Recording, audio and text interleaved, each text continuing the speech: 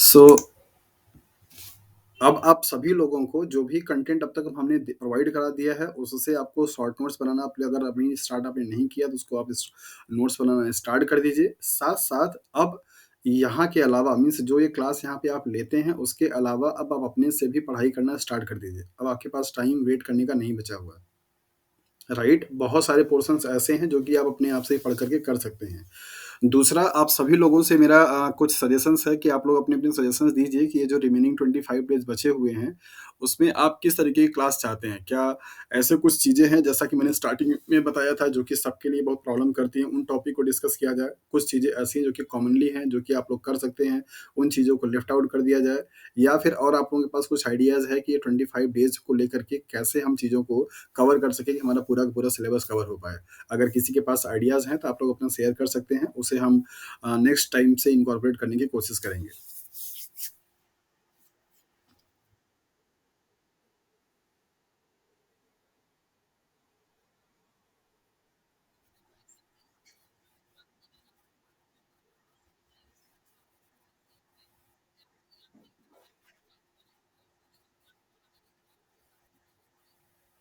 Okay, देखिए मेरे मन में एक आइडिया आया हुआ है कि देखिए 1 घंटे के ड्यूरेशंस में यहाँ पे बहुत सारी चीज़ों को कवर मैं नहीं कर पाता हूँ, राइट? सारे चैप्टर में जो मोस्ट इम्पोर्टेंट टॉपिक है, जहाँ से क्वेश्चंस पूछे हैं, वही करवा दीजिए बस, ओके। तो उस हिसाब से फिर तो सारे टॉपिक करवाने पड़ जाएँगे क्योंकि सारे टॉपिक से सवाल आने की पॉसिबिलिटी बन जाती है, ओके। वो तो करेंगे ही हाँ, वंदना का सजेशन जो है वही व वही मैंने भी सोचा हुआ है कि देखिए एक तरीका हो सकता है जिससे कि आप सब लोगों की पढ़ाई कम टाइम में ज़्यादा हो सकती है। सपोज़ कि जो टॉपिक मैं यहाँ पे आपको लेक्चर में डील करता हूँ, वो टॉपिक तो आपका चलेगा ही चलेगा, राइट? बाकी जो आपके जिस टाइम पे मेरी अवेलेबिलिटी आपके साथ में नहीं रहती है, उस टाइम के लिए मैं आपको बाकी जो टॉपिक होंगे उनके वीडियो रिकॉर्ड करके आपको शेयर करता रहूँगा, ओके? जैसे सपोज़ कि मान लीजिए कि अभी मैं यहाँ पे इम्यूनोलॉजी पढ़ा रहा हूँ, तो हो सकता है कि मैं आपको जो एक्स्ट्रा वीडियोज़ दूँ, वो हो सकता है आपका बायोटेक्नोलॉजी के एप्लीकेशंस का हो या आपका मॉलिक्यूलर बायोलॉजी का हो, तो वो सारे जो वीडियोज़ मैं आपको अपलोड करके देता रहूँगा, उससे आप अच्छे से वॉच करते रहिए। इसके साथ-साथ उसका नोट्स बनाते रहिए और अगर जब क्लास लग रही है, उसमें कहीं पे अगर कुछ डाउट हो रहा है, तो आप उसको पूछ भी सकते हैं। इससे होगा क्या कि आपकी ये क्लास भी चलती रहेगी, साथ-साथ में पैरेलल आपके वो टॉपिक भी कवर होते रहेंगे, जो कि जिसके लिए मेरी अवेलेबिलिटी की ज़रूरत नहीं है। आप रिकॉर्डेड वीडियो को अच्छे से देखिए, आपको मोस्ट प्रोबेबली सारी चीज़ें उसमें समझ में आ जाएँगी। ओके, ये काम करके हम लोग मैक्सिमम से मैक्सिमम चीज़ों को कवर कर सकते हैं। सपोज़ अगर मैं आपको इस क्लास के अलावा 1 दिन में 3 से 4 अगर टॉपिक की वीडियोज़ अगर दे देता हूँ, तो रिमेनिंग हमारे पास जो 25 डेज़ बचे हुए हैं, उसमें हम कम से कम 100 टॉपिक तो कवर कर सकते हैं, बहुत अच्छे तरीके से। ओके, सो आपके मेहनत के साथ-साथ ही मेरी मेहनत अभी अब बढ़ेगी क्योंकि बाकी सारे टॉपिक्स के लिए वीडियो रिकॉर्ड करना, फिर उसको आपको शेयर करना, ये सब चीज़ एक्स्ट्रा एफर्ट बढ़ जाता है। बट चूँकि अब आप लोग जुड़े हुए हैं, सो आप लोगों के बेटरमेंट के लिए मुझे जो भी हार्ड वर्क करना है, उसे मैं मैनेज करके कर लूँगा, उसमें दिक्कत नहीं है। तो ये मेरे दिमाग में एक आइडिया आया हुआ है कि जो टॉपिक मैं यहाँ पे पढ़ा रहा हूँ, ये तो आपका चलेगा ही चलेगा और यहाँ पे भी अब जो पढ़ने का जो सिस्टम होगा, थोड़ा चेंज हो जाएगा। चीज़ों को थोड़ा अब फ़ास्टली कवर करेंगे और मोस्ट इम्पोर्टेंट जो चीज़ें होंगी उनको ज़्यादा हम लोग एम्फसाइज़ करेंगे। ओके, क्योंकि पहले की जो क्लासेस चली थोड़ी-सी उसमें डेप्थनेस बहुत ज़्यादा हो गई, बहुत ज़्यादा आपको डिटेल्स में पढ़ा दिया। हालाँकि वो नॉलेज के लिए बहुत अच्छा है बट अभी अभी की जो डिमांड है, जो रिक्वायरमेंट है वो ये है कि एक टॉपिक से सवाल नहीं आएगा, सारे टॉपिक से आएँगे। तो सारे टॉपिक को एज़ टच करना बहुत ज़रूरी हो गया है। पता लगा हम एक आपके सब्जेक्ट को इम्यूनोलॉजी में आपको बहुत मास्टर बना दिए और इम्यूनोलॉजी से क्वेश्चन ही मान लीजिए मैक्सिमम 10 आया, तो मान लीजिए आपने 10 में से 10 को कर लिया, लेकिन बाकी चीज़ें आपका छूट जाएगा ना, तो वो आपको दिक्कत करेगा। ओके, तो थोड़ा-सा अभी आपका यहाँ से स्पीड जो है वो क्लासेस की बढ़ेगी और उन चीज़ों को ज़्यादा कोशिश करेंगे जहाँ से सवाल आते हैं उनको समझाने का, बाकी चीज़ों को थोड़ा बहुत हम लोग सरफेस स देख करके आगे निकलते रहेंगे। बाकी ये वीडियो रिकॉर्ड करके देने वाला जो आइडिया है, अगर बाकी किसी के पास और कुछ है तो वो बता सकता है। वंदना शायद आप यही कहना चाह रही थी? ओके, सो रिकॉर्डेड वीडियोज़ का एडवांटेज मिलेगा क्योंकि उसमें हमारी अवेलेबिलिटी की कोई ज़रूरत नहीं होगी। हम जिस टाइम पे आपके अवेलेबल हैं, उस टाइम पे तो अपना अलग टॉपिक डील करेंगे ही करेंगे। साथ-साथ आपको पर डे के बेसिस पे 3 से 4 टॉपिक अलग-अलग वीडियोज़ देते रहेंगे। तो आपकी जब भी अवेलेबिलिटी बनती है, आप अपने काम से जब भी फ्री होते हैं, नाइट में, मॉर्निंग में, आफ्टरनून में, जब भी आप उसको लगा के ईयरफ़ोन सुनिए, उसके नोट्स बनाइए और उससे अपना कॉन्सेप्ट बिल्डअप कीजिए। और अगर उस वीडियोज़ में जो कि आपको कुछ डाउट होता है, तो पर डे लाइव क्लासेस हो रही हैं, वहाँ पे अपने आप डाउट को पूछ सकते हैं। आई थिंक ये सबसे बेस्ट अप्रोच होगा कि कम से कम टाइम पे मैक्सिमम से मैक्सिमम चीज़ों को कवर किया जा सके।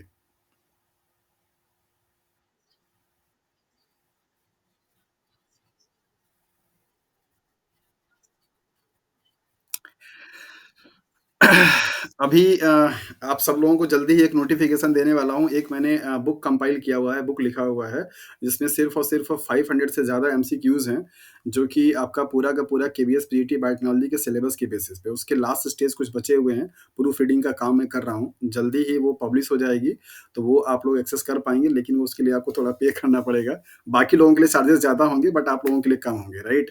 उसमें आपके उसमें आपके सारे जितने भी यूनिट्स हैं केबीएस पीईटी बायोटेक्नोलॉजी के लिए, उस सारे यूनिट वाइज़ आपके सब यूनिट से आपके उसमें आपको एमसीक्यूज़ क्वेश्चंस मिलेंगे। और वो एमसीक्यूज़ क्वेश्चंस आपके लिए बहुत, बहुत ज़्यादा इम्पोर्टेंट और हेल्पफुल होने वाले हैं, क्योंकि वो जब प्रैक्टिस आप करेंगे ना, तो वो उस प्रैक्टिस से आपका कॉन्फिडेंस बहुत ज़्यादा बिल्डअप होगा। तो उसमें लगभग आपको 500 से ज़्यादा क्वेश्चंस मैंने कंपाइल किए हुए हैं। होपफुली ये नोटिफ़िकेशन आप लोगों को संडे तक कहीं से भी मिल जाएगा, चाहे मेरे यूट्यूब चैनल से मिल जाए या फिर आपको लाइव क्लास में दे देंगे। तो जब पूरा काम उसका हो जाएगा, फिर आप लोगों को उसको मैं शेयर कर दूँगा, उसको बता दूँगा कि हाँ, आप लोग इसको यूज़ कर सकते हैं। और ये रिमेनिंग जो आपके 20 डेज़ बचेंगे, उस 20 डेज़ में उस पूरे बुक को खत्म करने का टारगेट आप रख लीजिए कि 500 जो आपके क्वेश्चंस उसमें मिलेंगे, वो 500 क्वेश्चंस तो कम से कम आपका सॉल्व हो ही जाना चाहिए। अगर आप उतना कर लेते हैं, तो डेफ़िनेटली आपके प्रिपरेशन का और आपके कॉन्फिडेंस में मतलब आना ही आना है इम्प्रूवमेंट, इसमें कोई डाउट नहीं है। और ऐसे-ऐसे सवाल उसमें डिज़ाइन किए गए हैं, जो कि आपका बहुत अच्छे से जो नॉलेज होगा वो चेक आउट कर लेगा कि हाँ, आपके पास कॉन्सेप्ट है कि नहीं है। और उसमें आंसर भी रहेगा, तो अपने आप को आप चेक भी कर पाएँगे कि हाँ, कितना आपका आंसर सही हो रहा है, कितना गलत हो रहा है। सो एमसीक्यूज़ के लिए परेशान आप मत होइए, थोड़ा-सा वेट कीजिए। अभी वो बुक का प्रोसेसिंग पूरा चल रहा है। 90% काम हो चुका है। थोड़ी चीज़ें कुछ बची हुई हैं, फिर जल्दी ही आपको उसका नोटिफ़िकेशन मिल जाएगा। और सबसे बड़ी प्रॉब्लम ये है कि मार्केट में कोई भी पीजीटी, केवीएस बायोटेक्नोलॉजी के लिए कोई एमसीक्यूज़ अवेलेबल नहीं है। बहुत सारे स्टूडेंट लोग परेशान हैं इस चीज़ के लिए। तो आज ही कम से कम नहीं कुछ तो कम से कम मैंने बताया 10 से 12 लोगों का कॉल आया हुआ था इसी चीज़ को लेकर के कि सर कुछ अगर नोट्स या कुछ ये चीज़ अगर हो तो अवेलेबल आप कराएँ। तो वो बुक मेरे ख्याल से बहुत जल्दी ही सब लोगों के पास पहुँच जाएगी। टाइम ज़्यादा नहीं लगेगा। हाँ, बताइए नईमुल कुछ बोल रहे थे आप?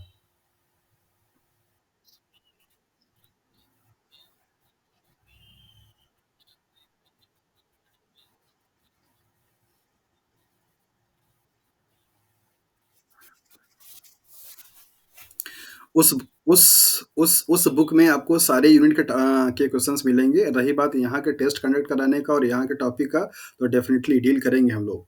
आपके सिलेबस में ज़्यादातर सवाल जो हैं वो मॉलिक्यूलर बायोलॉजी से, सेल बायोलॉजी से और बायोकेमिस्ट्री से आए हुए हैं, ठीक है? ये जैसे ही हमारा इम्यूनोलॉजी का पोर्शन खत हाँ, हाँ, बोलिए।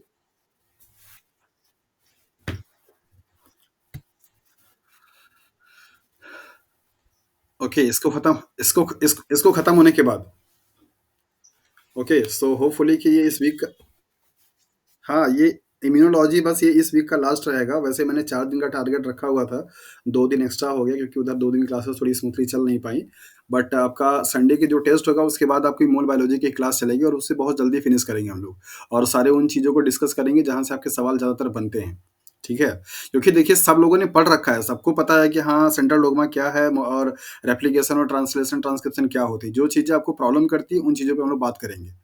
ओके, तो अभी जस्ट इसके बाद मॉलिक्यूलर बायोलॉजी ही स्टार्ट करेंगे, जहाँ से सवाल मैंने पेपर जब देखा तो बहुत सारे सवाल वहाँ से आए हुए हैं, बहुत नॉर्मल नॉर्मल सवाल आए हुए हैं। अगर आप मॉलिक्यूलर बायोलॉजी में इंटरेस्टेड हैं पढ़ने के लिए, अगर आपने पढ़ा हुआ है, तो वो सारे सवाल आपके लिए कुछ भी नहीं है, बहुत नॉर्मल से सवाल हैं। बट हाँ, यही है कि जिनका छूट गया है, जो लोग नहीं पढ़े हुए हैं, उनके लिए तो ईज़ी सवाल मतलब जो सवाल नहीं आ रहा था फिर वो टफ ही माना जाता है ना, चाहे वो छोटा-सा सवाल क्यों ना हो। ओके,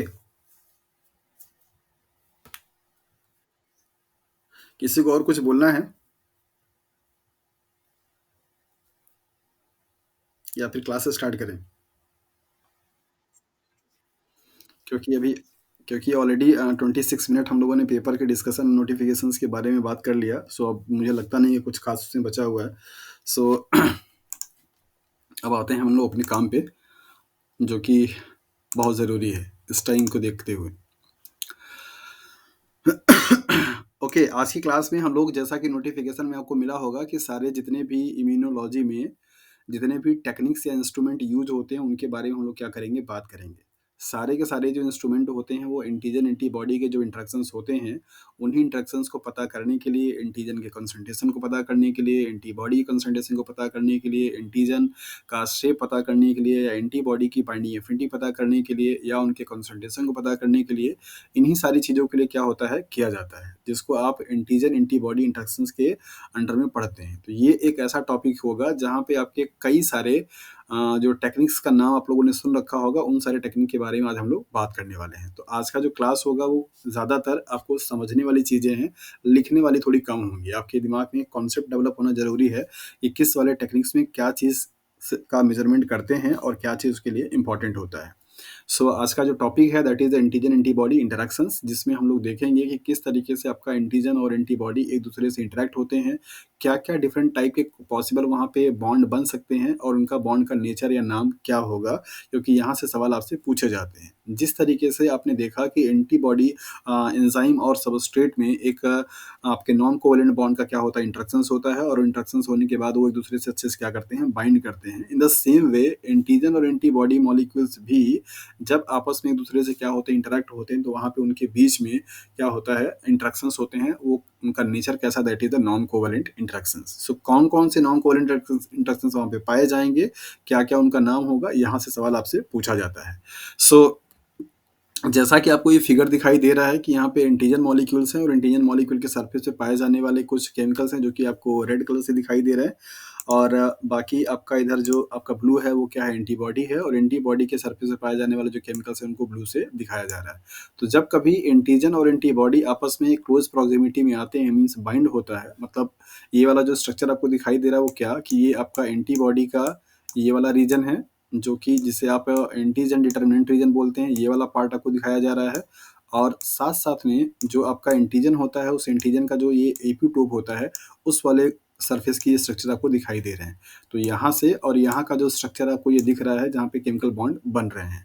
तो जितने भी एंटीजन या एंटीबॉडी, हार्मोन्स, रिसेप्टर्स, एंजाइम और सबस्ट्रेट, इन सब का जो भी इंटरेक्शंस होता है बायोलॉजिकल सिस्टम में, वो सभी के सभी लगभग क्या होते हैं, नॉन कोवैलेंट इंटरेक्शंस के नाम से जाने जाते हैं। आपने एंजाइम में भी यही पढ़ा था, ये एंजाइम सबस्ट्रेट आपके क्या होते हैं, नॉन कोवैलेंट बॉन्ड से इंटरेक्टेड होते हैं, और उन्हीं बॉन्ड के इंटरेक्शन होने से यहाँ पे क्या होती है, एनर्जी रिलीज होती थी। तो यहाँ पे आप देखिए कि जो एंटीबॉडी है और एंटीजन्स हैं, जब आपस में क्या होते हैं, इंटरेक्ट होते हैं ये वाले सीन में, तो वहाँ पे आपका जो पॉसिबल बॉन्ड बन सकता है वो क्या क्या, हाइड्रोजन बॉन्ड बनेगा। ये सारे बॉन्ड के बारे में डिटेल से पढ़ा चुका हूँ, तो उनको बताने की जरूरत यहाँ पे नहीं है, सिर्फ आप नाम देखते रहिए। हाइड्रोजन बॉन्ड बनेगा, आयनिक बॉन्ड बनेगा, हाइड्रोफोबिक इंटरेक्शंस बनेगा, वन टू वन इंटरेक्शंस बनेगा, और आयनिक बॉन्ड यहाँ पे बनेंगे। तो ये पॉसिबल कुछ टाइप के क्या है, आपके नॉन कोवैलेंट इंटरेक्शंस पाए जाते हैं। सवाल आपसे पूछा जाता है कि एंटीजन एंटीबॉडी का जब इंटरेक्शंस होता है तो कौन से बॉन्ड वहाँ पे नहीं पाए जाते हैं, तो वहाँ पे आपको कोवैलेंट बॉन्ड का ऑप्शन जरूर देता है नहीं वाले ऑप्शन में। तो आप ध्यान दीजिए और अच्छे से समझ लीजिए कि जब कभी भी आपके बायोलॉजिकल सिस्टम में कोई ऐसे मॉलिक्यूल्स जो कि आपस में एक दूसरे के कॉम्प्लीमेंट्री होते हैं, चाहे वो हार्मोन्स से रिसेप्टर का हो, चाहे वो एंजाइम से सबस्ट्रेट का हो, चाहे वो आपका एंटीजन का एंटीबॉडी से हो, इन सभी जगहों पे होने वाले जो इंटरेक्शंस होते हैं वो सब क्या होते हैं, नॉन कोवैलेंट इंटरेक्शंस होते हैं, क्योंकि ये वीक इंटरेक्शंस होते हैं। और जैसा कि आप जानते हैं कि ये जो इंटरेक्शंस हो रहा है वो परमानेंटली नहीं हो रहा है, ये कुछ टाइम के बाद क्या होगा, यहाँ पे डिसोसिएट हो जाएगा, ये एंजाइम डिस्ट्रक्ट हो जाएगा या सबस्ट्रेट कन्वर्ट हो जाएगा, ये सारे फिनोमिना होते हैं। तो इसके वजह से होने वाला जो इंटरेक्शंस होगा वो हमेशा एक वीक इंटरेक्शंस होता है, और नॉन कोवैलेंट बॉन्ड में जितने भी आपके बॉन्ड पढ़ाए गए हैं वो सारे के सारे क्या होते हैं, वीक बॉन्ड के या वीक इंटरेक्शंस के एग्जांपल्स में आते हैं। सो आपको ध्यान देना है कि hydrogen bond, ionic bond, hydrophobic या वॉन डेर वाल जो इंटरेक्शंस होते हैं, ये सारे पॉसिबल एंटीजन एंटीबॉडी के इंटरेक्शंस में क्या होते हैं, पाए जाते हैं। राइट, आज की क्लास में जो हम लोग टॉपिक डील करेंगे वो कुछ इस तरीके से इनलिस्ट है कि यहाँ से सारे आपके सवाल पूछे जाते हैं, और ये टॉपिक हम लोग क्या करेंगे, डील करेंगे। देखेंगे कि जब आपका एंटीजन एंटीबॉडी किसी से इंटरैक्ट होता है तो उसकी स्ट्रेंथ क्या होती है, क्रॉस रिएक्टिविटी का मीन क्या होता है, प्रेसिपिटेशन रिएक्शंस क्या होते हैं, एग्लूटिनेशन रिएक्शंस क्या होता है, रेडियो इम्यूनो ऐसे क्या होता है, इसे आप रिया के नाम से जानते हैं, एलाइजा क्या होता है, और वेस्टर्न ब्लॉटिंग क्या होती है, इम्यूनो प्रेसिपिटेशंस, इम्यूनोफ्लोरेसेंस, फ्लो साइटोमेट्री, और इसके साथ साथ आपका बच जाता है इम्यूनो माइक्रोस्कोपी। एक टेक्निक यहाँ पे नहीं लिखा है, इसको आप अच्छे से ध्यान से देख लीजिए, लास्ट में लोग पढ़ा देंगे। इम्यूनो माइक्रोस्कोपी, ये कौन कौन से माइक्रोस्कोप आप यूज़ कर सकते हैं इम्यूनो कॉम्प्लेक्सेस को देखने के लिए। राइट? तो यहाँ से आपसे पॉसिबली जो सवाल बनते हैं वो कहाँ-कहाँ से या किस-किस टेक्निक से बन सकता है, ये हम लोग ध्यान देंगे। नंबर पहला, वेस्टर्न ब्लॉटिंग से आपका सवाल बनता है। तो इस जब वेस्टर्न ब्लॉटिंग आपको पढ़ाएँगे तो वहाँ पे 2 चीज़ और भी आप ऐड कर लीजिएगा। एक आपका सदर्न ब्लॉटिंग हो जाएगा और दूसरा क्या हो जाएगा आपका नॉर्दर्न ब्लॉटिंग हो जाएगा। ये आपके 2 टेक्निक और यहाँ पे बढ़ जाएँगे। यहाँ से सवाल आता है, इसके बाद आपका आता है रिया वाले से। रिया वाले में आपका जो सवाल बनेगा, अभी जब डील करेंगे तो दिखाएँगे किस तरीके से सवाल आपसे पूछे जाते हैं। बाकी इसके बाद आपका क्या है, ये एलाइज़ा वाले से बनेगा। तो ये 3 आपके मोस्ट इम्पोर्टेंट टॉपिक हो जाते हैं पूरे इम्यूनो टेक्निक्स में। ये आपका एग्लूटिनेशन रिएक्शंस और प्रेसिपिटेशन रिएक्शंस में जनरली सवाल नहीं पूछे जाते हैं। ये सिर्फ़ ऐसे अंडरस्टैंडिंग के लिए कि होता क्या है। और कभी-कभी डिफ्यूजन से भी सवाल आपसे पूछा जाता है। जैसे जिसमें आपने डबल डिफ्यूजन का नाम सुना होगा या फिर रेडियल डिफ्यूजन का नाम सुना होगा, वहाँ से भी सवाल आपसे बने जाते हैं। तो इस पूरे एंटीजन एंटीबॉडी के इंटरैक्शंस में सबसे ज़्यादा जो आपसे सवाल पूछे जाने की पॉसिबिलिटी बनती है, वो ये 3 टॉपिक मैंने मेंशन कर दिया। रिया से बनेगा, एलाइजा से बनेगा और इसके बाद आपका किससे बनेगा, वेस्टर्न ब्लॉटिंग से बनेगा। ये 3 टॉपिक को आपको बहुत अच्छे से समझना है और आपको ध्यान देना है कि सवाल कहाँ-कहाँ से किस तरीके से आपसे उलझा सकता है या पूछ सकता है, राइट? तो स्टार्ट करते हैं। पहले हम लोग सारे वन बाय वन से स्टार्टिंग करेंगे और देखेंगे क्या इसका मतलब होता है।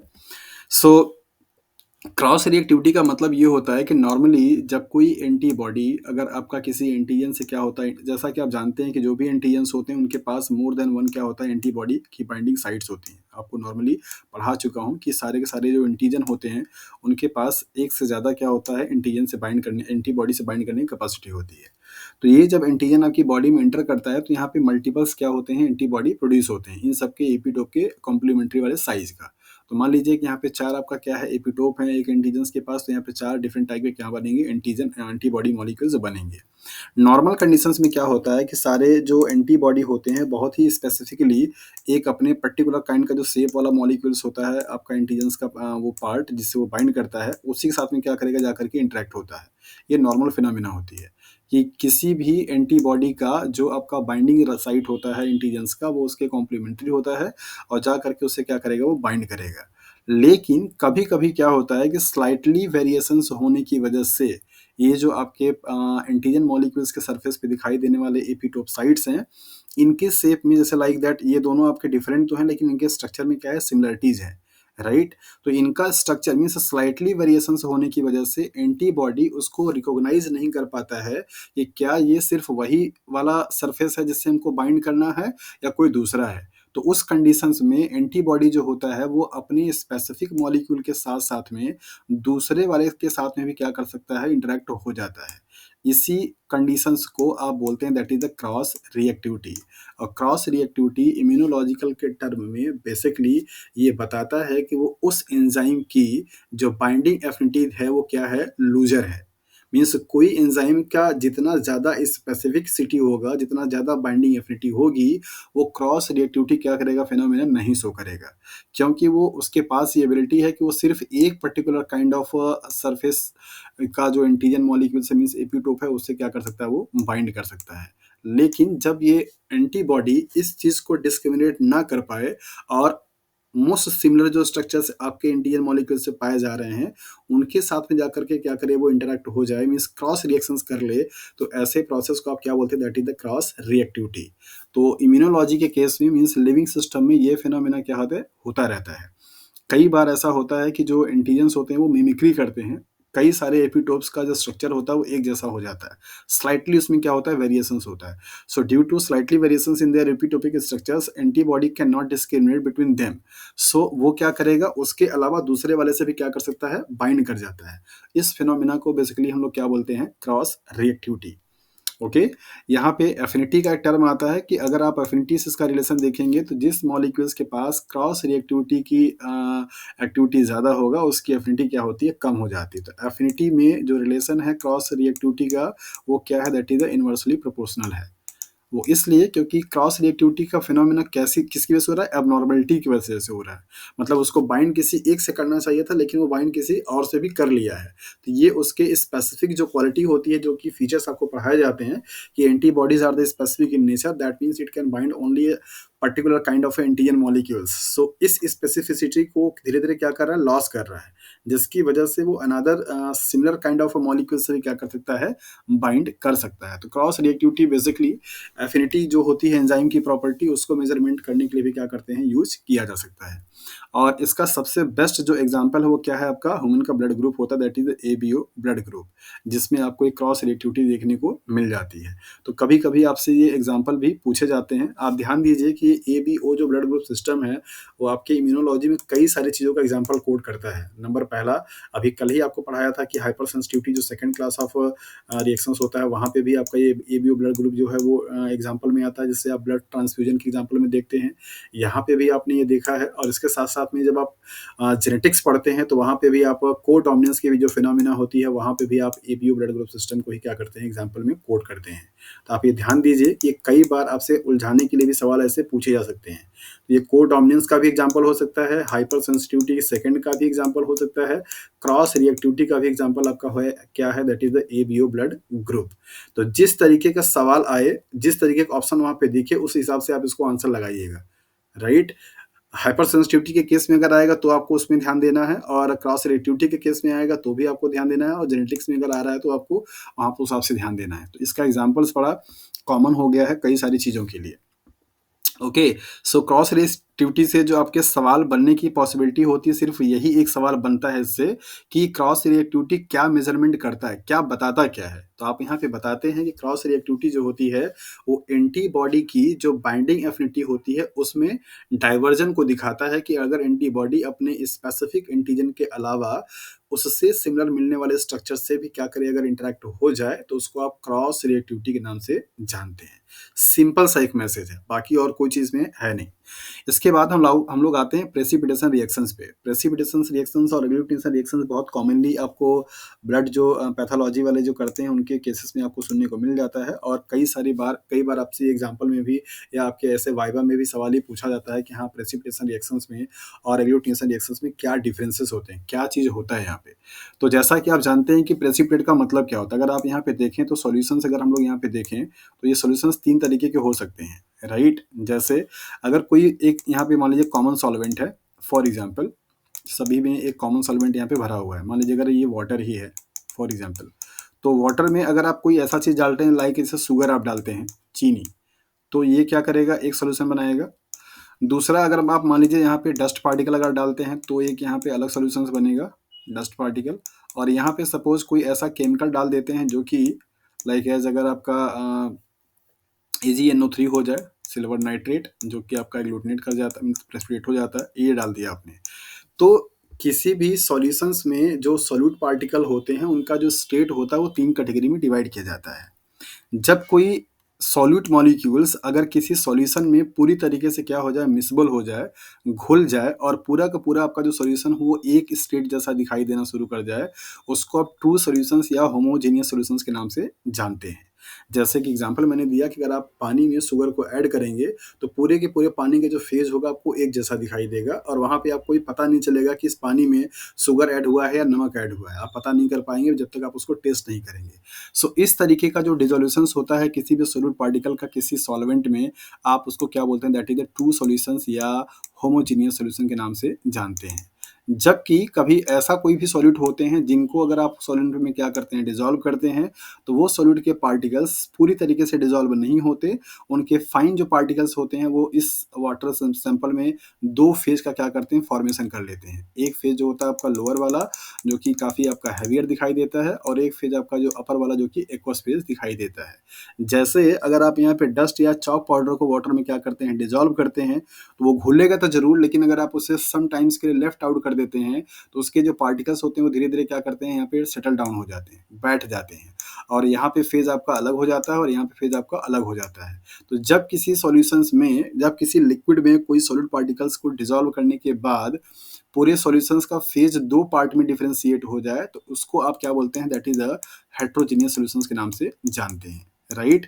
तीसरा कंडीशन आपका आता है दैट इज अ प्रेसिपिटेशंस का, कि जहां पे आपका कोई पार्टिकल आप जो डाल रहे हैं इस सॉल्वेंट में, वो सॉल्वेंट मॉलिक्यूल्स इस वाटर में क्या मीन्स, ये जो सॉल्वेंट है इसमें डिजोल्व ही ना हो, वो अलग तरीके से क्या हो जाए, undissolved form means insoluble form में प्रेसिपिटेट बनाकर क्या करे, इकट्ठा हो जाए। और ये इकट्ठा जो हो रहा है उसका जो पोजिशन होगा वो हो सकता है कि वो बॉटम पे भी हो सकता है, जिस तरीके से ऐसे हो सकता है, या अगर हो सकता है कि वो इस सॉल्वेंट की किसी सरफेस पे भी आपका पाया जा सकता है।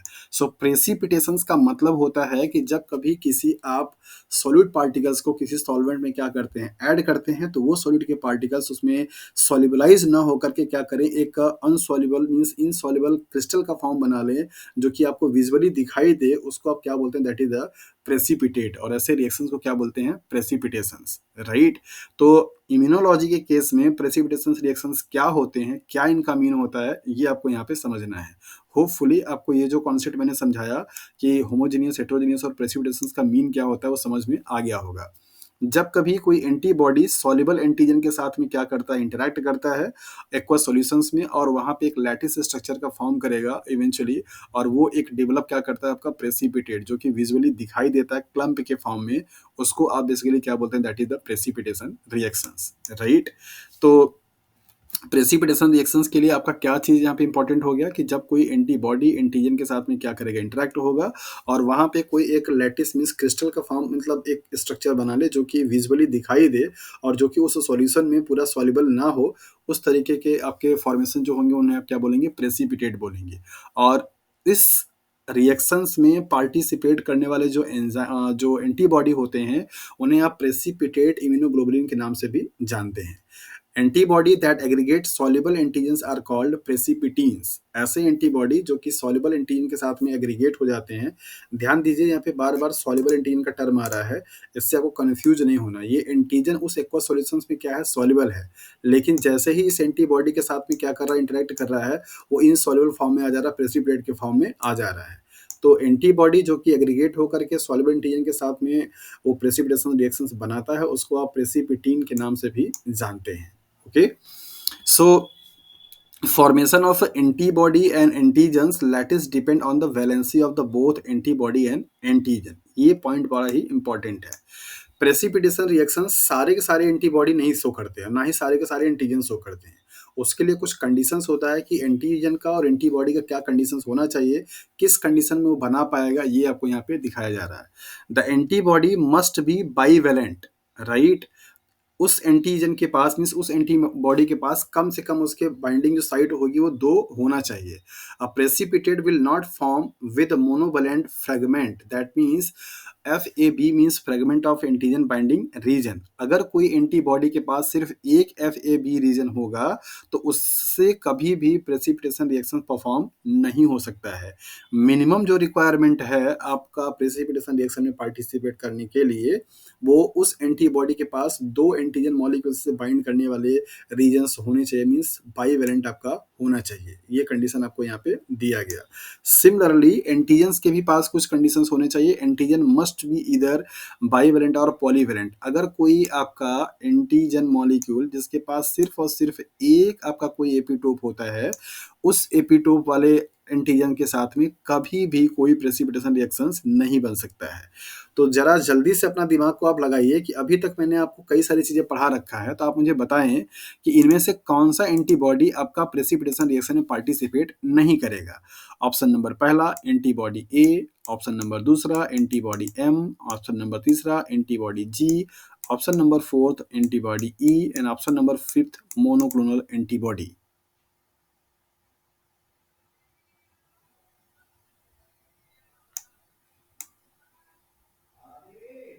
सब लोग अपने अपने माइक को जरा अनम्यूट कर लें और जल्दी से इस कॉन्सेप्ट को अगर आपने समझ लिया है तो आप तुरंत बताएं कि प्रेसिपिटेशंस के रिएक्शंस में कौन सा एंटीबॉडी पार्टिसिपेट कर पाएगा।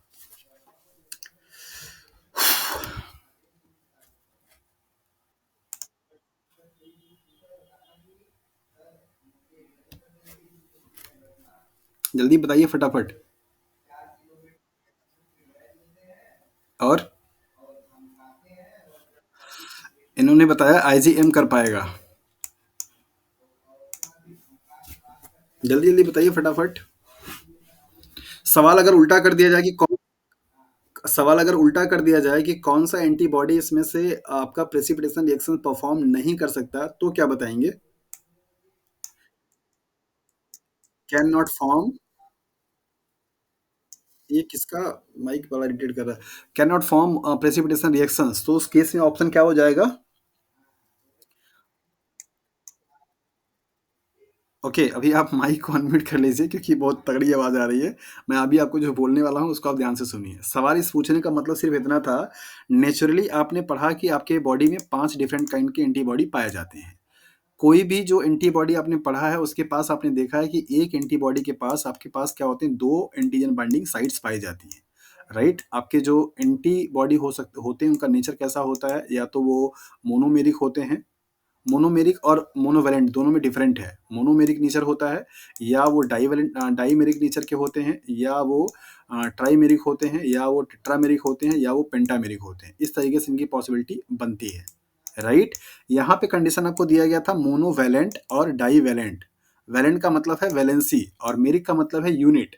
मोनोमेरिक जो एंटीबॉडी होते हैं उनके पास ये वाई शेप जो स्ट्रक्चर आपको दिखाई दे रहा है, इस वाई शेप में दो रीजन होता है जहां पे वो एंटीबॉडी एंटीजन से क्या कर सकता है, इंटरेक्ट हो सकता है। सो कोई भी नेचुरली पाए जाने वाले जो एंटीबॉडी होते हैं, उन एंटीबॉडी के पास आपका नॉर्मल कंडीशन अगर उसके पास रहेगा तो वो सारे के सारे आपके कैसे होंगे, मिनिमम डाइवेलेंट होंगे। मतलब ये अगर आप एंटीबॉडी जी, एंटीबॉडी एम ई की भी अगर आप बात करते हैं तो जो कि मोनोमेरिक फॉर्म में होते हैं तो भी उसके पास क्या होगा, दो आपका क्या होगा, एंटीजन से बाइंड करने वाली साइट्स होंगे। ऐसे साइट्स को आप क्या बोलते हैं, डाइवेलेंट। तो सवाल आपका यहाँ पे ये आता है तो फिर सर आपका ये प्रेसिपिटेशन रिएक्शन होगा कैसे? रिएक्शन तो होता ही है। तो यहाँ पे देखिए कि मैंने आपको बताया कि जितने भी एंटीबॉडी नेचुरली पाए जाते हैं उन सब के पास मिनिमम दो एंटीजन बाइंडिंग साइट्स होती हैं, मतलब वो सबके सब क्या होते हैं, डाइवेलेंट होते हैं। मतलब सारे के सारे जो आपके एंटीबॉडी होंगे वो डाइवेलेंट के कंडीशंस में होते हैं मिनिमम। पेंटामेरिक भी हो सकता है, ट्राइमेरिक भी हो सकता है। जैसा कि आप जानते हैं कि आपका एंटीबॉडी एम जो होता है वो कैसा होता है, पेंटामेरिक होता है। जबकि एंटीबॉडी ए जो होता है वो सीरम में होगा तो आपका मोनोमेरिक होगा, जबकि सेक्रेटरी फॉर्म में होगा तो ट्राइमेरिक टेट्रामेरिक भी हो सकता है। तो मिनिमम जो रिक्वायरमेंट है किसी भी एंटीबॉडी को प्रेसिपिटेशन रिएक्शन में पार्टिसिपेट करने के लिए, वो सारे के सारे एंटीबॉडी क्या करते हैं, फुलफिल करते हैं। राइट। मीन्स सारे एंटीबॉडी आपके प्रेसिपिटेशन रिएक्शन में पार्टिसिपेट कर सकते हैं।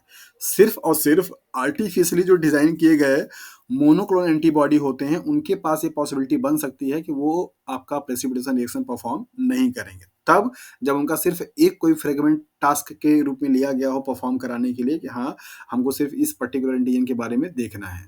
और मोनोक्लोनल जो एंटीजन होंगे वो भी आपका इस प्रेसिपिटेशन रिएक्शन परफॉर्म नहीं कर पाएंगे। तो जैसा कि आप जानते हैं कि नेचुरली जितने भी एंटीजन पाए जाते हैं उन सभी के पास मोर देन वन क्या होती है, एंटीजेनिक साइट्स होती है, एपिटोप साइट होता है। तो नॉर्मल कंडीशंस में all the antibody and nearly all antigens can form precipitation reactions. ये जो कंडीशन आपको दिया गया है ये कंडीशंस तब अप्लाई होता है जब आप मोनोक्लोनल एंटीबॉडी के बारे में या कोई ऐसा एंटीजेंस आप परफॉर्म बना रहे हैं जो किसी के पास सिर्फ एक और एक ही एपिटोप साइट्स होती है, उस केस में आपका ये कंडीशन फॉलो नहीं होता है। तो कभी भी सवाल आपसे जब इस तरीके से पूछे कि कौन सा एंटीबॉडी आपका प्रेसिपिटेशन रिएक्शन नहीं बना सकता है, तो वहाँ पे आपके दिमाग में सवाल हमेशा सिर्फ क्या होगा, मोनोक्लोनल एंटीबॉडी का। कौन से एंटीबॉडी बना सकते हैं, तो वहाँ पे आपको ऑप्शन हमेशा ऑल लगा करके आना है। सारे जितने एंटीबॉडी दिए होंगे एम जी ए सारे के सारे क्या कर सकते हैं, प्रेसिपिटेशन रिएक्शन कर सकते हैं। इसके बाद आपका नेक्स्ट आता है एग्लूटिनेशन रिएक्शंस। ओके, सो एग्लूटिनेशन रिएक्शंस क्या है और इससे और प्रेसिपिटेशन रिएक्शंस में क्या डिफरेंस है, ये भी हम लोग अभी यहाँ पे देख लेंगे। So the interactions between the antibody and a particular antigen result in the visible clumping called agglutination reactions. यहाँ पर आपने बार बार देखा था कि जो आपके एंटीजन मॉलिक्यूल्स हैं वो क्या है, सॉल्युबल होते हैं, राइट। और इनका रिएक्शंस होने के बाद वो क्या बनाएंगे, एक इनसॉल्युबल कॉम्प्लेक्स का फॉर्मेशन करते हैं, इसको आप प्रेसिपिटेंट के नाम से जानते हैं। यहाँ पे जब को आपको दिखाई दे रहा है कि जब ये एंटीजन और एंटीबॉडी इंटरेक्ट करेंगे तो वहाँ पे कुछ एक विजिबल क्लम्पिंग जैसा दिखाई देगा जिसको आप एग्लूटिनिन के नाम से जानते हैं। और इस रिएक्शंस को आप क्या बोलते हैं, दैट इज एग्लूटिनेशन के नाम से जानते हैं। सबसे जो मेजर जो इनका जो बाइंडिंग एफिनिटी होती है, मीन्स जो बाइंडिंग करने का तरीका होता है वो दोनों केस में क्या होते हैं, सेम होते हैं। मतलब यहाँ पे भी एंटीजन आपका बाइंड करेगा और यहाँ पे भी आपका एंटीजन बाइंड करेगा एंटीबॉडी से।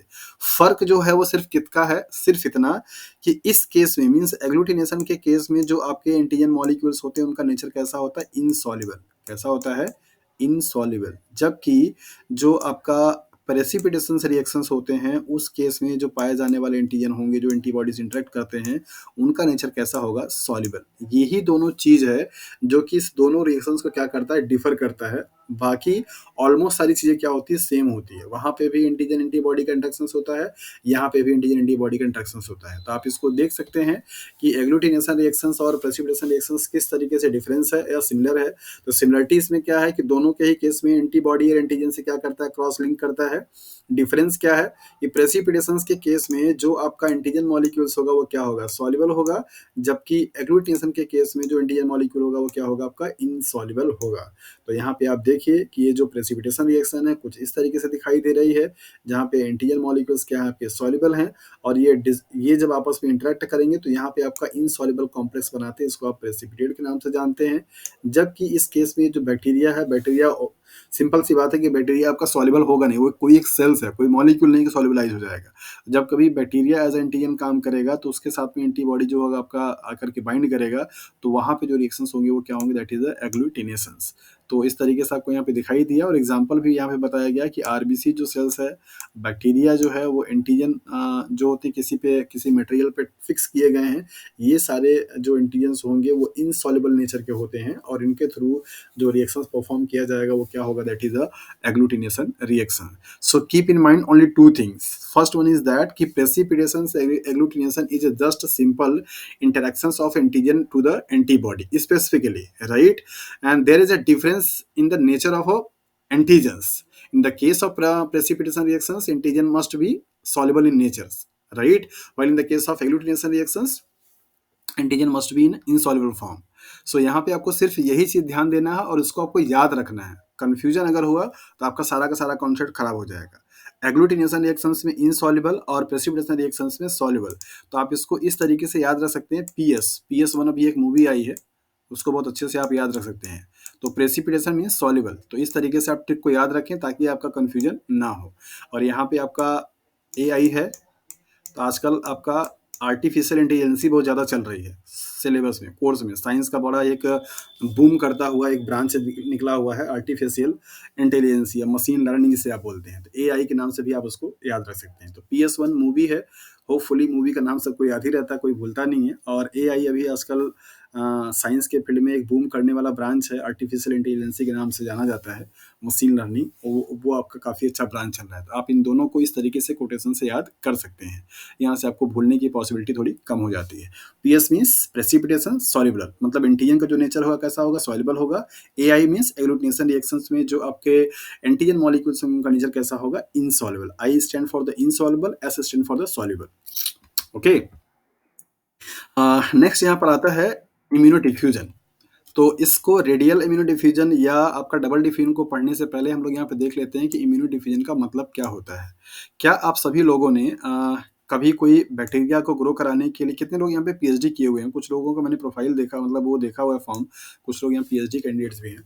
अगर नहीं भी हैं तो कोई फर्क नहीं पड़ता। बेसिकली सॉलिडिफाई करने के लिए हम लोग जो मीडिया बनाते हैं उसको यूज करते हैं, क्या करते हैं? अगार यूज करते हैं, राइट। किसी भी मीडिया को अगर आपको क्या करना है, सॉलिडिफाई अगर करना है प्लेट में, तो उसके में हम क्या करते हैं? अगार को ऐड कर देते हैं। अगर आप अगार ऐड कर देते हैं तो ये मीडिया पूरा क्या होता है? जेल के ऐसा सॉलिडिफाई बन जाता है। तो जब कभी ऐसा कोई मीडिया हो, ये कल्चर मीडिया आपका प्लेट है जिसे आप पेट्टी प्लेट्स के नाम से जानते हैं, अगर इस पेट्टी प्लेट्स में कोई एक मीडिया जो कि पोर किया हुआ है, मान लीजिए ये मीडिया का पूरा आपका कंटेनर है और इसको इसमें क्या किया गया? पोर कर दिया गया, और ये सॉलिडिफाई हो चुका है क्योंकि इसमें अगार मिक्स हुए हैं, राइट। और अगर यहाँ पे इसी जो मीडिया यहाँ पे बनाया जा रहा था, तो इस मीडिया में आपका एंटीबॉडी एक लो कंसंट्रेशन में क्या किया गया था? ऐड कर दिया गया था। एंटीबॉडी को हम लोग AB से रिप्रेजेंट करते हैं, तो ये AB मॉलिक्यूल्स आपका क्या है? इसमें प्रेजेंट है। तो जो मीडिया बना था लिक्विड फॉर्म में, उस लिक्विड फॉर्म में आपका एंटीबॉडी भी है और साथ साथ यहाँ पे अगार भी ऐड किया गया ताकि ये सॉलिडिफाई हो जाए। तो जो यहाँ पे आपका पूरा मीडिया पोर हुआ, उस मीडिया में लो कंसंट्रेशन पे क्या था? एंटीबॉडी ऑलरेडी प्रेजेंट है। ओके, इसके बाद आपने क्या किया कि जो मीडिया आपका सॉलिडिफाई हो गया, तो आपने सेंटर पे एक जगह पे क्या किया? एंटीजन मॉलिक्यूल्स को क्या किया? आपने ड्रॉप आउट कर दिया पिपेट से। जब आपने यहाँ पे एंटीजन मॉलिक्यूल्स को ड्रॉप आउट किया, तो ये एंटीजन के मॉलिक्यूल्स आपके क्या किए? मूव ऑन करना शुरू किए इस तरीके से। जहाँ-जहाँ पे भी उनको अब एक जगह एंटीबॉडी नहीं होगा, ये मैंने सिर्फ़ समझने के लिए बताया, चूँकि ये मीडिया यूनिफ़ॉर्मली बना हुआ है, तो सारे प्लेसेस पे आपको एंटीबॉडी वहाँ पे दिख जाएँगे। तो ये इस एंटीजन ने क्या किया, मूव करना शुरू किया for the interaction with the antibody. Antibody से बाइंड करने के लिए क्या किया, ये मूव करना शुरू किया। इसी मूवमेंट को आप क्या बोलते हैं, इम्यूनो डिफ्यूजन। मीन्स जब इम्यून सिस्टम इन्वॉल्व होने वाले एंटीजन या एंटीबॉडी मॉलिक्यूल्स किसी सॉलिड मीडिया पे क्या किए जाए, ग्रो कराए जाए, मीन्स उनको रख दिया जाए, तो उनमें मूवमेंट होता है, मीन्स डिफ्यूजन की प्रोसेस होती है for the binding either for antibody to the antigens और एंटीजेंस टू द एंटीबॉडी। ऐसे डिफ्यूजन को या ऐसे मूवमेंट को हम इम्यूनो डिफ्यूजन के नाम से जानते हैं। सिंपल सा कॉन्सेप्ट है, बहुत ईजी, कि कोई सॉलिड सा मीडिया होगा, उस मीडिया में जो कि आपका एंटीबॉडी भी मिला करके डाला हुआ हुआ था, और जब आपने सॉलिडिफाई हो जाने के बाद उसमें एंटीजन को ऐड किया, तो वो एंटीजन मॉलिक्यूल्स क्या किया, मूव करना शुरू किया, किसके लिए, एंटीबॉडी से बाइंड करने के लिए। इसी मूवमेंट को, इसी डिफ्यूजन को हमने नाम क्या दे दिया, इम्यूनो डिफ्यूजन। क्यों? क्योंकि यहाँ पे इम्यून मॉलिक्यूल्स थे, सॉरी, यहाँ पे इम्यून मॉलिक्यूल्स थे, और चूंकि यहाँ पे डिफ्यूजन की प्रोसेस हो रही थी, दोनों को मिलाकर के क्या बन गया, आपका इम्यूनो डिफ्यूजन का नाम बन गया। अब आते हैं इसके टाइप पे, कि रेडियल इम्यूनो डिफ्यूजन क्या होता है और डबल डिफ्यूजन का मीनिंग क्या होता है। तो होपफुली आपको इम्यूनो डिफ्यूजन का जो टर्म है, उसका जो मीन है, वो समझ में आपको आ गया होगा। सो इसको हम इरेज कर देते हैं और यहाँ पे देखते हैं, फिगर आपको दिखाते हैं, जल्दी से समझ में आ जाएगा आपको। ओके, रेडियल डिफ्यूजन का मतलब यही दिखाया गया कि ये पूरा जो आपको जो डिस्क दिखाई दे रहा है, ये आपका पेटी प्लेट्स है, और इस पेटी प्लेट्स पे मीडिया बनाई गई है जो कि अगार कंटेनिंग है, और अगार में ही आपका मिला क्या हुआ, ये ब्लू वाला जो लाइन दिखाई दे रहा है आपका, क्या है, दैट इज एंटीबॉडी। और इस एंटीबॉडी के साथ में जब इस मीडिया को पोर किया गया, अलाउ किया गया कूल होने के लिए, ताकि सॉलिडिफाई हो जाए। रेड वाले जितने भी आपको सर्कल या स्पॉट दिखाई दे रहे हैं, वो सब क्या है, आपके एंटीजन मॉलिक्यूल्स हैं, और उस एंटीजन को जब इस मीडिया पे ड्रॉप आउट किया गया, तो इस एंटीजन का क्या हुआ, मूवमेंट होना शुरू हो गया अलग अलग डायरेक्शंस में। जहां जहां कहीं पे भी उसको एंटीबॉडी मिला, वहां वहां पे क्या किया, वो बाइंड किया। इसी डिफ्यूजन को आप क्या बोलते हैं, that is the radial diffusion के नाम से जाना जाता है। जहां कहीं पे भी इस एंटीजन का कॉन्सेंट्रेशन ज्यादा दिखेगा, एक सर्कल बन जाता है। ये सर्कल यही बताता है कि बेसिकली ये वाला जो जोन है, उस जोन में एंटीबॉडी का जो कंसंट्रेशन है, वो क्या है, सबसे ज्यादा है, राइट। तो जोन के बेसिस पे भी आप कॉन्सेंट्रेशंस के का मेजरमेंट करते हैं, जैसा कि आपको अभी बताएंगे। यहाँ पे देखिए, आपको लिखा हुआ है कि in radial immunodiffusion an antigen sample is placed in a well and allowed to diffuse into agar containing a suitable dilution of an antiserum। उस अगार वाले मीडिया में पहले से ही आपका क्या डाला हुआ है, एंटीबॉडी डाला हुआ है, और उसमें एंटीजन को डाल करके उससे क्या किया गया, अलाउ किया गया डिफ्यूज करने के लिए। As the antigen diffuses into the agar, the region of equivalence is established and a ring of precipitations and precipitin rings forms। जैसे जैसे आपका एंटीजन मॉलिक्यूल्स मूव करता है, जहां जहां पे एंटीबॉडी आपका मिलेगा, वहां पर बाइंड करना करता जाता है। ऐसा करते करते वहां पे क्या होता है, रिंग लाइक स्ट्रक्चर आपका बन जाता है, जिसको आप प्रेसिपिटेशन रिंग के नाम से भी जानते हैं। The area of precipitation ring is proportional to the concentration of antigen. यही मैं आपको बता रहा था। जितना ज्यादा आपका उस सर्कल बनेगा, जैसे सपोज कि मैं आपको यहाँ पे दो प्लेट बना के दिखा दूं। मान लीजिए एक प्लेट आपका पेटी प्लेट से ये है, और दूसरा पेटी प्लेट से आपका ये है, राइट। एक प्लेट ये और एक प्लेट ये, और इन दोनों में जो आपका एंटीजन मॉलिक्यूल्स का जो रिंग बना, कुछ इस तरीके से, मान लीजिए सपोज कि एक एंटीजन मॉलिक्यूल्स का रिंग ऐसा बना, जिसका डायमीटर कुछ इस तरीके से है, ये इतना एरिया कवर किया हुआ है। और दूसरे वाले जो आपके रिंग मॉलिक्यूल्स हैं, मतलब ये वाला स्ट्रक्चर है, यहाँ पे मान लीजिए आपका जो रिंग बना, उसका एरिया थोड़ा सा आपसे इससे क्या है, ज़्यादा है, लाइक दैट। तो जितना ज़्यादा एरिया कवर किया रहेगा आपका रिंग वाला, उतना ज़्यादा वहाँ पे क्या होगा, एंटीजन का कॉन्सेंट्रेशन होगा, क्योंकि एंटीबॉडी यूनिफॉर्मली क्या हुए हैं, इसमें मीडिया में बने हुए हैं। तो ये जो रिंग का एरिया होता है, वो एरिया बताता है किसको है, that is the concentration of antigen molecules. तो इससे आप ध्यान दीजिए, यहाँ से सवाल आपसे जो बनेगा वो क्या बनेगा, रेडियल इम्यूनो डिफ्यूजन से क्या चीज़ का आप एस्टिमेशन लगा सकते हैं। So answer is concentration of antigen. कैसे, उस रिंग के एरिया के बेसिस पे। रिंग क्यों बन रहा है, क्योंकि एंटीजन मॉलिक्यूल्स चाहता है कि वो एस्टेब्लिश हो जाए एंटीबॉडी मॉलिक्यूल से रिएक्ट करके, राइट। तो उसके बाइंडिंग के लिए वो मूव करता है, जहां जहां पे एंटीबॉडी आपके दिख रहे हैं, वहां वहां पे आपका एंटीजन मॉलिक्यूल्स बाइंड करता चला जाता है। तो इस तरीके से आपका क्या हुआ, रेडियल डिफ्यूजन। यही सेम फिनोमिना जहां पे दोनों ही मॉलिक्यूल्स क्या करें, मूव करना शुरू कर दें। मतलब अभी आपको पहले बताया गया कि इसमें एंटीबॉडी मिला हुआ था, अभी सिर्फ एक सॉलिड मीडिया हो, इस तरीके से। और इस मीडिया को पोर करने के बाद क्या किया जाए, एक पार्ट पे एंटीबॉडी आपका क्या किया जाए, ड्रॉप आउट किया जाए इस तरीके से, और एक पार्ट पे क्या किया जाए, एंटीजन मॉलिक्यूल्स क्या किए जाए, ड्रॉप आउट किए जाए। तो ये दोनों ही क्या करेंगे, मूव करना शुरू कर देते हैं, और मूव करते करते एक प्लेस ऐसा आता है जिसको आप बोलते हैं इक्वेटोरियल प्लेट, जहाँ पे antigen molecules means antibody molecules जाकर के एंटीजन मॉलिक्यूल से क्या करता है, बाइंड करना शुरू कर देता है, या बाइंड कर लेता है उस जोन को, उस जोन पे ऐसे डिफ्यूजन को, चूंकि यहाँ पे दोनों मॉलिक्यूल्स क्या कर रहे हैं, डिफ्यूज कर रहे हैं, मतलब एंटीबॉडी भी डिफ्यूज कर रहा है और एंटीजन भी डिफ्यूज कर रहा है। इस ऐसे काइंड ऑफ डिफ्यूजन को हम क्या बोलते हैं, डबल इम्यूनो डिफ्यूजन। तो डबल इम्यूनो डिफ्यूजन में क्या होगा, both antigen and antibody diffuses readily from wells toward each other. जो आपका ये कंटेनर दिया गया, मीन्स ये जो प्लेट रखी गई, इन प्लेट में दोनों तरफ से मीन्स दोनों मॉलिक्यूल्स क्या करेंगे, मूव करेंगे एक दूसरे से क्या करने के लिए, बाइंड करने के लिए, और एस्टैब्लिश करेंगे एक कंसंट्रेशन ग्रेडियंट। तो इसका फिगर आप देखिए, आपको बहुत अच्छे से समझ में आ जाएगा। सो यहाँ पर आपको जो डायग्राम है वो दिख रहा है कि इस तरीके से आपका ये एंटीबॉडी का जोन है और इस तरीके से आपका ये एंटीजन का जोन है। दोनों को जब सॉलिड मीडिया पे रखा गया तो एक दूसरे की तरफ ये क्या करना, मूव करना शुरू किए, और ये वाला जो आपको स्ट्रिप दिखाई दे रहा है हल्का ग्रे कलर का, ये आपका वो जोन है जहाँ पे इंटरेक्शंस परफॉर्म हुआ है, मीन्स ग्रेडियंट यहाँ पे बने हुए हैं। तो चूंकि यहाँ पे दोनों मॉलिक्यूल्स मूव कर रहे हैं, दैट इज वाई इसको हम डबल इम्यूनो डिफ्यूजन के नाम से जानते हैं। बाकी इसमें कोई और डिफरेंस नहीं होता है, दोनों में ही एंटीजन एंटीबॉडी का इंटरेक्शंस हो रहा है। यहाँ पे एक चीज स्टैब्लिश थी, एंटीबॉडी स्टैब्लिश था, सिर्फ एंटीजन मॉलिक्यूल्स मूव कर रहा था, दैट इज वाई एंटीजन की कंसंट्रेशन को पता किया गया। और यहाँ पे आपका दोनों मॉलिक्यूल्स मूव कर रहे हैं, तो ये देखा जाता है कि कितने एंटीबॉडी ऐसे हैं जो कि एंटीजन से बाइंड कर पा रहे हैं, मीन्स कॉम्प्लीमेंट्री है या नहीं है। तो इस तरीके से जो आपका इम्यूनो डिवीजन था वो टॉपिक आपका खत्म होता है। नेक्स्ट आपका आता है रेडियो इम्यूनो एसे, ओके, जिसको आप रिया के नाम से भी जानते हैं। जहाँ कहीं पे भी आपका रेडियो का नाम अगर आ जाता है, दैट मीन्स उसका होता है कि आइसोटोप्स यूज़ किए जाते हैं रेडियो लेबलिंग करने के लिए। रेडियो लेबलिंग एक ऐसी फिनोमेना होती है, मान लीजिए कि अगर आपका ये कोई एंटीबॉडी मॉलिक्यूल्स है और इस एंटीबॉडी मॉलिक्यूल्स के लोकेशन को अगर हमको क्या करना है, ट्रैक करना है बायोलॉजिकल सिस्टम में, तो इसके कुछ पार्ट को हम क्या करते हैं, लेबल्ड कर देते हैं, राइट। कुछ पार्ट को हमने क्या किया, यहाँ पे किसी एक मॉलिक्यूल से लेबल कर दिया, और जो कि रेडियो आइसोटोप्स हैं।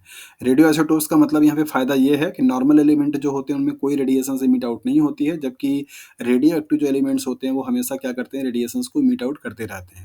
तो जहाँ जहाँ कहीं पे भी आपका ये एंटीबॉडी मॉलिक्यूल्स मूव करेगा, वहाँ वहाँ पे रेडिएशंस इमिट आउट होंगी, और उन रेडिएशंस को डिटेक्ट करने के लिए हमारे पास इंस्ट्रूमेंट होते हैं। उनके बेसिस पे हम ये लोकलाइज कर लेते हैं कि ये वाला मॉलिक्यूल्स आपके सेल्स में कहाँ कहाँ जा रहा है, राइट। ये नॉर्मल सा कॉन्सेप्ट होता है रेडियो लेबलिंग का। यहाँ के केस में हम लोग देखेंगे कि रेडियो इम्यूनो एसे का मतलब क्या है और किस तरीके से परफॉर्म होता है। सिंपल यहाँ पे आप देखिए कि यहाँ पे दो तरीके के एंटीबॉडी होते हैं, एक एंटीबॉडी नहीं, एंटीजन। एक एंटीजन, इसको आप एंटीजन ही मान लीजिएगा, एक एंटीजन ऐसा होगा जो कि आपका लेबल्ड होगा, और एक एंटीजन मॉलिक्यूल्स ऐसे होंगे जो कि क्या होंगे, आपके अनलेबल्ड होंगे, मतलब नॉर्मल होंगे, इन पे कोई लेबलिंग नहीं होती है। इन दोनों एंटीजन्स में ही क्या होता है, कॉम्पिटिशन्स होता है for a single kind of antibody से बाइंड करने के लिए। एक एंटीबॉडी जो कि ऑलरेडी पहले से प्रेजेंट है, उसी एंटीबॉडी से बाइंड करने के लिए इन दोनों ही आपके जो एंटीजन मॉलिक्यूल्स होते हैं, कंफ्यूज नहीं होइए, ये एंटीबॉडी ऐसा स्ट्रक्चर मैंने बना दिया है, बट है ये एंटीजन। तो एंटीजन्स जो कि एक आपका कैसा है, रेडियो लेबल्ड है, RL है, और एक कैसा है, अनलेबल्ड है, मीन्स नॉर्मल है। ये दोनों ही एंटीजन मॉलिक्यूल्स एक एंटीबॉडी से बाइंड करने के लिए क्या करते हैं, कॉम्पिटिशन्स करते हैं। इसी कॉम्पिटिशन्स के बेसिस पे आपका ये टेक्निक क्या है, बेस्ड होती है। होता क्या है यहाँ पे कि जैसे जिस सैंपल का या जिस सैंपल में हमको एंटीजन मॉलिक्यूल्स के बारे में पता करना होता है, तो उसको पता करने के लिए क्या करते हैं कि एक फिक्स आपका क्या होता है, अमाउंट ऑफ एंटीबॉडी होती है। उस एंटीबॉडी का कंसंट्रेशन हमको पहले से नोन होता है वेल्स में, और जितने एंटीबॉडी होते हैं उसको पूरी तरीके से सैचुरेट कर देने के लिए, मतलब कोई एक सिंगल भी एंटीबॉडी का एंटीजन से बाइंड करने वाली जो साइट है वो वैकेंट ना हो, मीन्स खाली ना हो, उतना एंटीजन क्या करते हैं, इसमें डाल देते हैं। कौन सा, रेडियो लेबल्ड वाला। तो रेडियो लेबल्ड के एंटीजन का कंसंट्रेशन जो होता है वो इतना होता है कि सारे के सारे जो एंटीबॉडी हैं, उनके सारे जो एंटीजन बाइंडिंग साइट्स होते हैं वो क्या हो जाए, ऑक्यूपाई हो जाए। ऐसे सिचुएशंस को हम बोलते हैं सैचुरेटेड एंटीबॉडी। सैचुरेटेड एंटीबॉडी का मतलब ये हुआ कि अब उसके पास कोई भी स्पेस नहीं है एंटीजन से बाइंड करने के लिए। तो जब हमने यहाँ पे नोन एक एंटीबॉडी के कंसंट्रेशन को एक वेल्स में लिया, और उसमें नोन कंसंट्रेशन क्या किया, हमने एंटीबॉडी को, एंटीजन मॉलिक्यूल्स को डाल दिया, जो कि आपका रेडियो लेबल था। तो हमें पता चल गया कि हाँ, कितना एंटीबॉडी मॉलिक्यूल्स है और कितने एंटीजन मॉलिक्यूल्स इसे बाइंड कर पा रहे हैं, राइट। अब जिस सैंपल में हमको एंटीजन मॉलिक्यूल्स का पता करना है कि एंटीजन मॉलिक्यूल्स इस एंटीजन से बाइंड करेगा या नहीं करेगा और उसका कंसंट्रेशन ज़्यादा है या कम है, उस सैंपल को ग्रेजुअली क्या करते हैं हम इसमें ऐड करना शुरू कर देते हैं। जैसे-जैसे चूँकि इसका कंसंट्रेशन फिक्स था और उतना ही कंसंट्रेशन था जितना कि आपका एंटीबॉडी से बाइंड कर सकता था। जैसे-जैसे इस सैंपल सॉल्यूशंस में जिसका कि एंटीजन हमको क्या करना है आइडेंटिफ़ाई करना है, इस सैंपल सॉल्यूशंस का कंसंट्रेशन यहाँ पे बढ़ता जाता है। वैसे-वैसे जैसा कि आप जानते हैं कि जिस मॉलिक्यूल्स का कंसंट्रेशन ज़्यादा होगा, उसका जो बाइंडिंग एफिनिटी होती है वो ज़्यादा हो जाती है। तो जब यहाँ पे मीडिया में आपके सैंपल सॉल्यूशंस का कंसंट्रेशन बढ़ता जाता है, तो चूँकि इस एंटीबॉडी को सिर्फ़ एंटीजन से बाइंड करने से मतलब है। इसको इस बात से फ़र्क नहीं पड़ता कि वो एंटीजन आपका लेबल्ड है या अनलेबल्ड है, मतलब ये डिस्क्रिमिनेट नहीं कर पाता है, इसके पास वो एबिलिटी नहीं है। क्योंकि ये जो लेबलिंग की गई है, वो एंटीजन से बाइंडिंग साइट पे नहीं की गई है, अलग जगह पे किया गया है, सिर्फ़ पहचानने के लिए। तो जैसे-जैसे कंसंट्रेशन आपका यहाँ पे बढ़ता जाता है, वैसे-वैसे उतने आपके जो लेबल्ड मॉलिक्यूल्स होते हैं, वो क्या होते हैं, रिप्लेस हो जाते हैं अनलेबल्ड वाले से। तो जितना मॉलिक्यूल्स आपका लेबल्ड वाला रिप्लेस होता है, उसी मॉलिक्यूल्स को काउंट करके हम बताते हैं कि आपका जो सैंपल था, उस सैंपल में इतने एंटीजन मॉलिक्यूल्स क्या हुए, बाइंड किए या उतने एंटीजन मॉलिक्यूल्स आपके प्रेज़ेंट थे। तो ये होता है आपका रेडियो अमीनो एसिड का कॉन्सेप्ट, जिसे आप रिया के नाम से जानते हैं। एक बार फिर से ध्यान से सुनिए कि इसमें क्या कॉन्सेप्ट होता है। रेडियो अमीनो एसिड एक कॉम्पिटिशन्स टाइप का क्या है आपका मैकेनिज्म है, जहाँ पे 2 टाइप के क्या होते हैं, एंटीजन्स होते हैं। एक एंटीजन जिस पे रेडियो लेबलिंग की हुई होती है और एक एंटीजन जिसका आपको एनालिसिस करना होता है, राइट? मीन्स वो एंटीजन जो कि आपके सैंपल में प्रेज़ेंट है, जिसके बारे में आप जानते हैं। इसे आप अननोन सैंपल के नाम से या अननोन एंटीजन के नाम से भी जानते हैं, और ये वाला जो होता है आपका, ये नोन एंटीजन होता है, ओके? पहले से ही जिस वेल्स में हमको टेस्ट करना है, उस टेस्ट में, उस वेल्स में क्या करते हैं, एंटीबॉडी को हम डाले रहते हैं। इस एंटीबॉडी का कंसंट्रेशन हमको पता रहता है, नोन कंसंट्रेशन रहता है, राइट? और उसी कंसंट्रेशंस के अकॉर्डिंग जितना एंटीजन की ज़रूरत होती है, उतने लेबल्ड वाले एंटीजन मॉलिक्यूल्स उसमें क्या किए जाते हैं, डाले जाते हैं, ताकि सारा का सारा जो एंटीबॉडी है, वो सब क्या हो जाए, ऑक्यूपाई हो जाए, मीन्स कोई भी स्पेस वैकेंट ना बचे अब एक्स्ट्रा एंटीजन मॉलिक्यूल्स को बाइंड करने के लिए। तो जब ये दोनों चीज़ें फिक्स हो जाती हैं, तो हमको पता चल गया किसका, एंटीजन का भी नंबर और एंटीबॉडी का भी नंबर, हमको ये मालूम है, नोन है। अब हमको जो अननोन जो हमारा सैंपल है, जिसमें कि हमारे एंटीजन हैं, उनके कॉन्सेंट्रेशंस के बारे में पता करना होता है। तो जब आप इस सैंपल वाले एंटीजन मॉलिक्यूल्स को उसमें पोर करते हैं, जैसे-जैसे इसका कंसंट्रेशन बढ़ता जाता है, ये वाले एंटीबॉडी और इस वाले एंटीजन में, ये दोनों एंटीजन में क्या होता है, कॉम्पिटिशन्स होते हैं। जिसका कंसंट्रेशन ज़्यादा होगा, वो क्या करता है, एंटीबॉडी से बाइंड करता जाता है।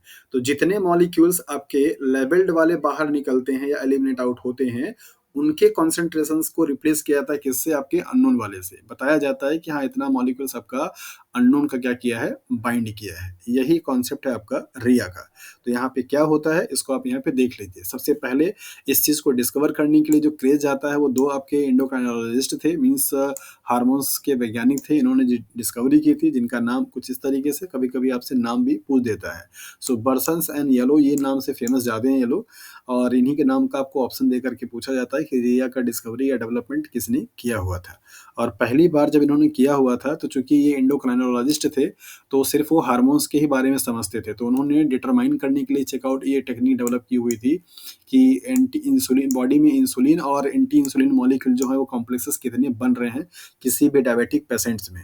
तो कोई एक डायबिटिक पेशेंट था, जिसमें इंसुलिन और इंसुलिन से बाइंड करने वाले जो कॉम्प्लेक्स मॉलिक्यूल्स हैं, उनका लेवल पता करने के लिए रिया का टेक्निक का क्या किया था, इन्होंने यूज़ किया था। बाद में चल कर के ये पता चला कि ये रिया की जो टेक्निक है, वो सिर्फ़ हार्मोन्स के लिए नहीं, एंटीजन, एंटीबॉडी का भी काम कर सकती है, और किसी एंजाइम सबस्ट्रेट के लिए भी आपका ये यूज़ किया जा सकता है। तो आज के डेट में रिया टेक्नोलॉजी का एप्लीकेशन सिर्फ़ और सिर्फ़ हार्मोन्स के लिए नहीं, आपका एंटीबॉडी और एंटीजन के भी एनालिसिस करने के लिए करते हैं। ओके। सो यहाँ पर आपको दिया जा रहा है कि प्रिंसिपल क्या होता है आपका रिया टेक्नोलॉजी का, ये भी आपसे सवाल पूछा जा चुका है।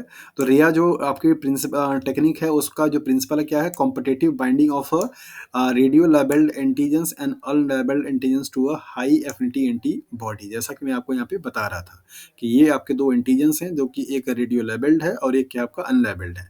इन्हीं दोनों के बीच में क्या हो रहा है, कॉम्पिटिशन हो रहा है इस एंटीबॉडी से बाइंड करने के लिए, जो कि हाईली स्पेसिफिक है इस एंटीजन से बाइंड करने वाले।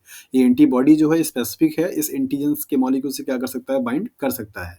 और ये एंटीजन जो रेडियो लेबल्ड किया गया है, ये वही एंटीजन है जिसका हमको एनालिसिस करना है, उसी के कॉम्प्लीमेंट्री ये बना हुआ है। So the labelled antigen is mixed with antibody. आपको पहले बता दिया कि जो लेबल्ड वाले एंटीजन्स होते हैं उनको एंटीबॉडी से क्या किया गया, मिक्स किया गया, और उनका जो कंसंट्रेशन था वो इतना था कि सारे के सारे एंटीबॉडी को क्या करे, वो सैचुरेट कर दे। तो उतने कंसंट्रेशन पे क्या किया गया, उसको ऐड किया गया, किसको, लेबल्ड वाले एंटीजन मॉलिक्यूल्स को। और then test sample of unlabelled antigens means unknown sample solutions का जो कंसंट्रेशन था उसको प्रोग्रेसिवली क्या किया गया, लार्जर अमाउंट में क्या किया गया, ऐड कर दिया गया। और ऐड करने के बाद क्या हुआ, the antibody does not distinguish labelled from unlabelled antigens, so the two kinds of antigens compete for available binding sites on the antibody.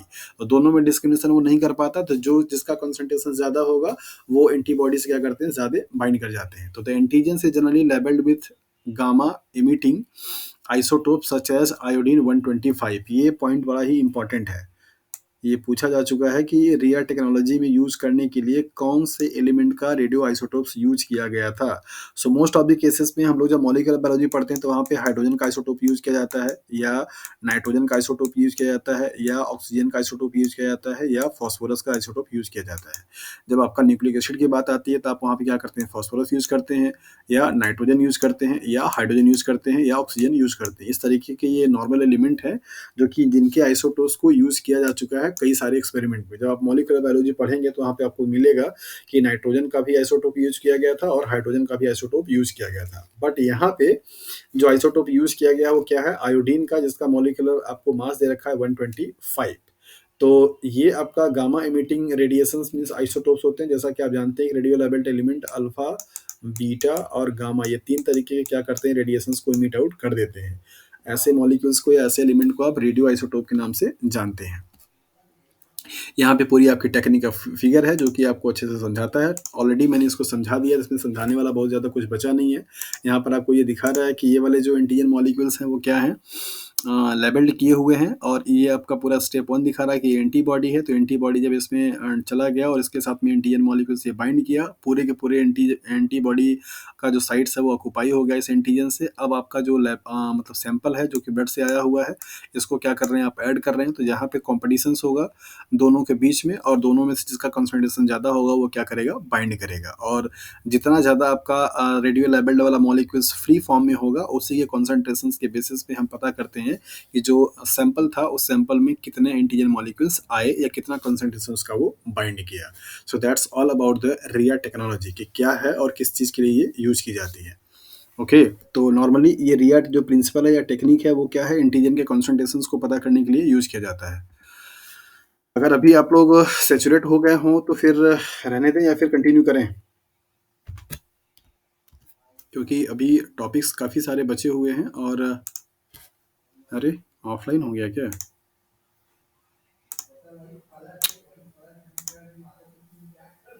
ये क्या हो गया।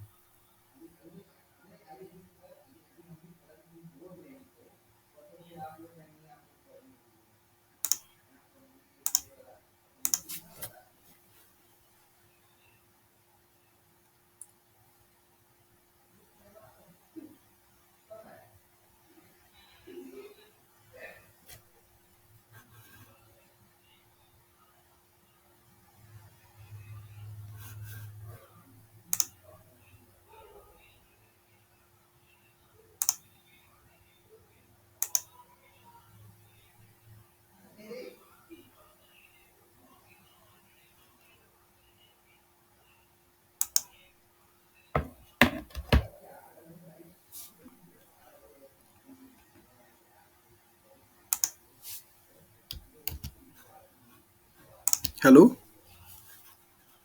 हेलो, सब लोग चले गए क्या। हेलो।